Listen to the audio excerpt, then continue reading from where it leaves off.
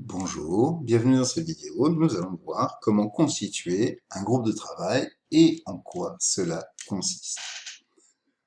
Nous avons un fichier qui s'appelle basevente underscore group, underscore étant le tiret du 8. Nous avons trois feuilles base 2, base 3, qui se ressemblent furieusement. C'est les mêmes, là en l'occurrence. Nous voulons faire la colonne totale sur chacune des feuilles et mettre en couleur les en-têtes identiques sur chaque feuille. Nous avons le choix de le faire sur chaque feuille une par une ou de gagner du temps en liant les feuilles les unes aux autres.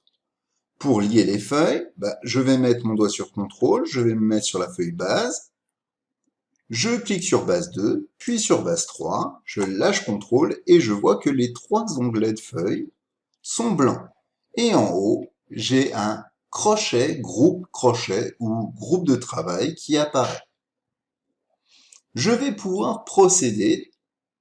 Je me mets dans la colonne H, j'ai dit que je voulais une colonne totale. Mon total sera égal à mes quantités multipliées par le prix, que je valide et que je mets en monétaire. Je double-clique, ça me le met correctement. Puis je vais mettre en A2. CTRL-SHIFT-flèche droite, je sélectionne tout vers la droite.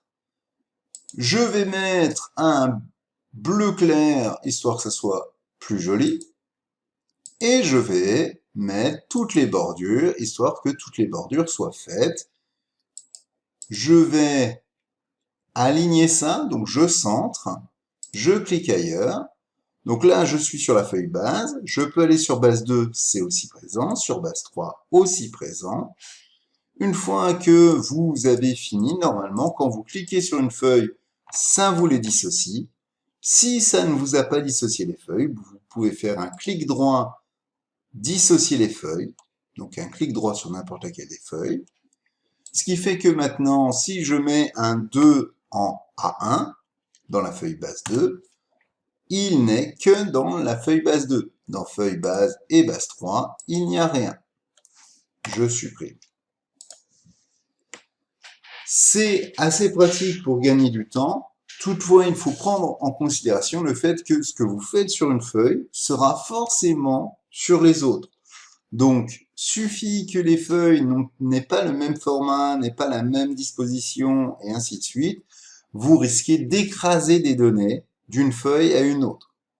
Par exemple, là, hop, à la place de H, je vais rajouter une colonne que je vais t'appeler un OO, et on va mettre que des OO partout, parce qu'on aime bien. OO, voilà. Je vais lier les feuilles, donc je suis sur base 2, CTRL, clic sur base 3. Là, dans ma colonne H, je ne veux plus des OO, je veux des AA. Je double-clique.